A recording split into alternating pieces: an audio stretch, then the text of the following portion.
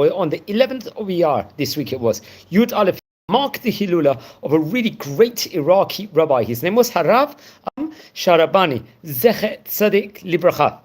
He was born in English in 1936, I think to be precise, on the 13th of September and 26th of April in 2018. Naturally, Yud Aleph Iyar. Naturally, he was a great rabbi, a Dayan, respectively. He became the rabbi of the Sephardi community in the city of Rexhoבות, a very prominent position there as a head rabbi in that specific city, respectively. Let's explore a few of the highlights of the great rabbi's life. Now, he was born in Baghdad, in Iraq. Remember, at that point in time, especially in the, let's say, towards mid-1900s, there was still a very strong Jewish community in Iraq, a rabbinic community over there. His father was Rabbi Gabriel Sharabani, and his mother's name was Rabbinit Georgia, I believe. And I think his father was the rabbi and the chazan of the Kehila, respectively, in those various different stages of times. It was he would be later on have prominent positions also, I think, when the father came to Israel in Holon and Rexhoבות, respectively, being Chazan and Rabbi. Now, when he was only, I believe, 6 years of age, I think he would actually be accustomed to go with his father, I think, to the Beit Midrash of Beit Zilka over there. Really, really prominent. And remember, we've spoken about Midrash Beit Zilka on various occasions before. This was the famous yeshiva of Rav Abdallah Somech. He would go with his father, I think, on every Sunday and study with him, and would be there for many, many days each week. There was a study schedule that would begin very early and end late in the evening. So really was imbued with a huge amount of Torah from a very young age. Very interesting enough. And he would continue this throughout the rest of his life. From just a young age itself, would have this strong daily schedule of Torah learning and keep consistency and have the diligence within regards to it all throughout. Now, I believe come with the year 1950, at that stage in time, he was about 14 years of age. He would actually, so he was about 14 years of age. He would go, I think, with his father. They would actually make Aliyah and move to Eretz Israel, I believe, at that stage in time. So he would have been 14 years of age. It was, remember, I think in the early 50s, many people immigrated from Iraq to Israel. And I think there was a great immigration period of the Iraqi Jews, and they would actually go on to settle in an area in Iraq, I believe of the name in Israel, of the name of their Zargona, which I think is more of an Arabic settlement in that point in time initially. And I think it's actually quite near Ramla, respectively, over there. I think very, very close to the city of Rexhoבות over there. He would continue to learn in various yeshivot. I think he would go and learn in the yeshiva Etz Chaim, if I'm not mistaken. This was in Rexhoבות and under great rabbis, I think under the auspices of Rabbi Tzvi Yehuda Melzer, very great rabbi of that point in time, one of the famous rabbis, respectively, of Rexhoבות. And I think he himself, Rabbi Tzvi Yehuda Melzer, was the son of the famous Rabbi Issa Zalman Melzer. So it was a very, very prominent place, and he really grew in Torah. Now, it's reported over when he was about 22 years of age. I think just before he actually got married, there was a great rabbi of the name Rabbi Elimelech Bar Shaul, also known, very, very great rabbi, would actually, I think, give him a rabbinic ordination, would send him with consultation also with the chief rabbi at the time, Rabbi Yitzchak Nissim, and they would encourage him to serve as a rabbi of the, I think, special village. It was called the Moshav Ha'Ovdim Ben Zakkai, respectively. That will be, I think, quite near the city of Yavne, which was already at a young age a very prominent position. Now, come what year Tafshin Yud Tet, he would get married to Ora, or Rabbinit Ora. And they would move to dwell together in the Moshav Ben Zakkai until the year Tafshin Chavtet. That would be a 10-year time period, I think. So that would have been between the late 1950s to the late 1960s, respectively.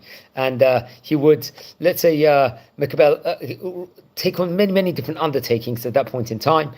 And he was obviously at quite a youngish age. He would serve simultaneously as a Rosh Yeshiva also in a prominent place in another kollel, another yeshiva institution called the Rabbeinu Yosef Chaim in the city of Tel Aviv. And after then, I think under request of Rabbi Chaim David Halevi, he himself happened to be, I believe, a chief rabbi, Rishon LeZion, of Israel, of Tel Aviv and Jaffa, respectively, and one of the great rabbis of Sephardi rabbis, especially during the mid-1900s, respectively, towards late 1900s, and within regards to different positions. He would be advised, I believe, at that point in time, they would ask him to serve as a rabbi of the Shechun HaMizrach in Rishon LeZion, another prominent position.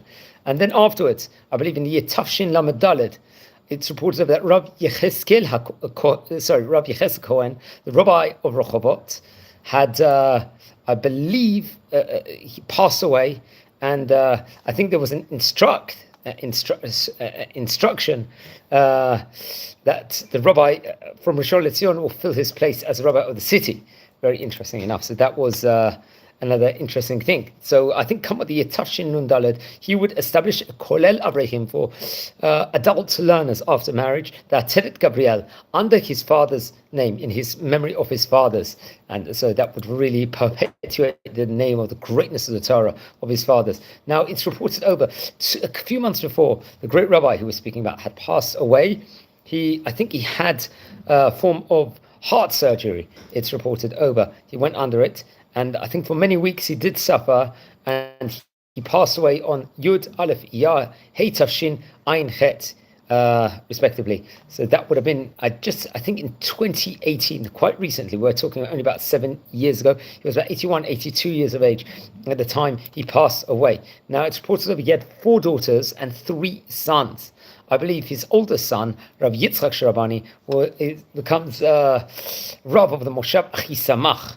And then afterwards, the Rabbi of Chabal Modi'in, respectively. These are 2 very, very prominent positions his son got. But he was a very great rabbi. Remember, this is a rabbi we're talking about of the era of the Bet Yeshiva, famous Midrash Bet Zilka, a famous place where he was very, very God-fearing. He donated his life pretty much towards the community and helped many, maybe even thousands of families with various different helps in their life. He established kollel of Ateret Gabriel and really, really was a great rabbi. Now, I believe he was buried, if I'm not mistaken, in Bet Chaim, if I'm not mistaken, possibly, I think, in Rexhovot, respectively, but he was, I think there was various institutions of the Ateret Gabriel. I don't think it was just limited to one.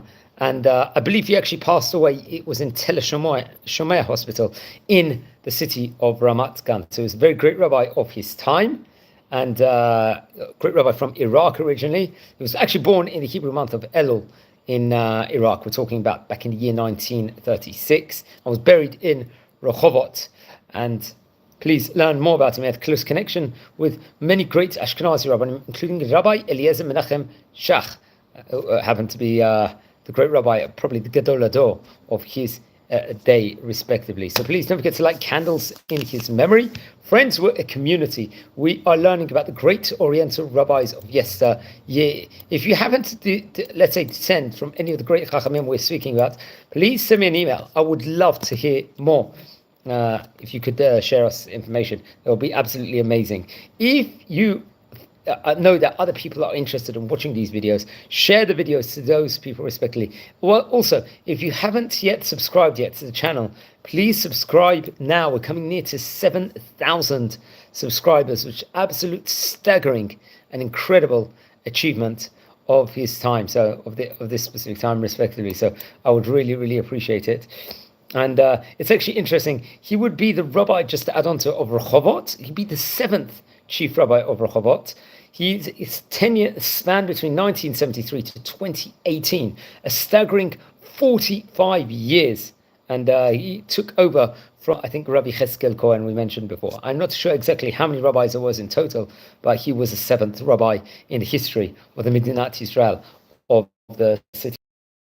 Everyone, wishing you all well. Blessings from Israel. Subscribe. Take care. And thanks. Appreciate it.